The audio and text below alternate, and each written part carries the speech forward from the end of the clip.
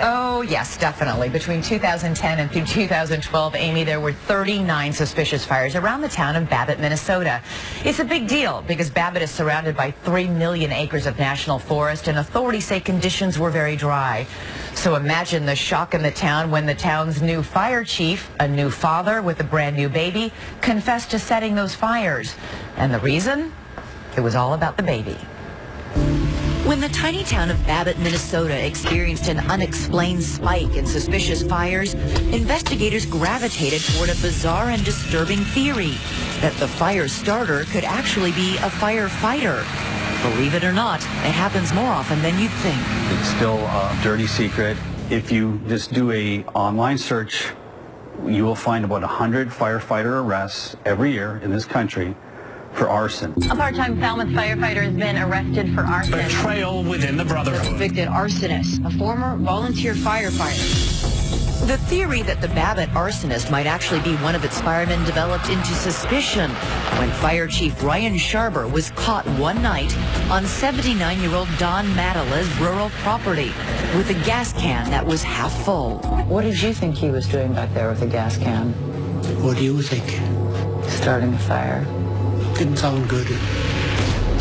I never poured gas on anything. I never tried to light a match. I never physically attempted to start a fire. But you brought the gas can there. He was in the trunk of my car at the time from a few days earlier, I think, from filling it up. Investigators for state and local agencies believed they had found their fire starter.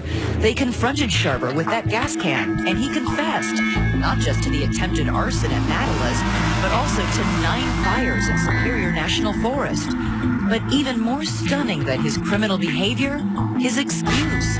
He says it was stress brought on by his constantly crying newborn son, Ayden. It was just when I was home and around the stress that caused me to go out and start the fires. When I was at work, I didn't have that.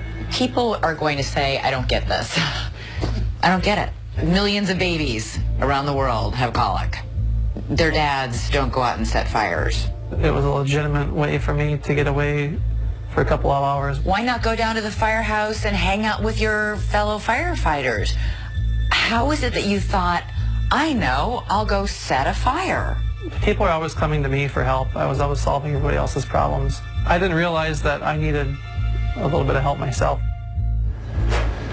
Well, Ryan Scharber was just sentenced to 5 years in prison for his way of dealing with the stress of his newborn son's crying. And you know, Amy, you and I both had a colicky baby. Yes. It is stressful. I don't deny that. But we were both discussing this earlier. Neither one of us thought, no, hey. I mean, sleepless nights might make him a little cranky the next day, but that's about it. And his story was inconsistent throughout all of this because he didn't exactly say the same story each time he was questioned. Absolutely. For 2.5 hours under questioning, he tried to implicate other Babbitt firefighters. So he was pointing the finger around and trying to implicate others until finally confronted with that gas can, which he couldn't explain away.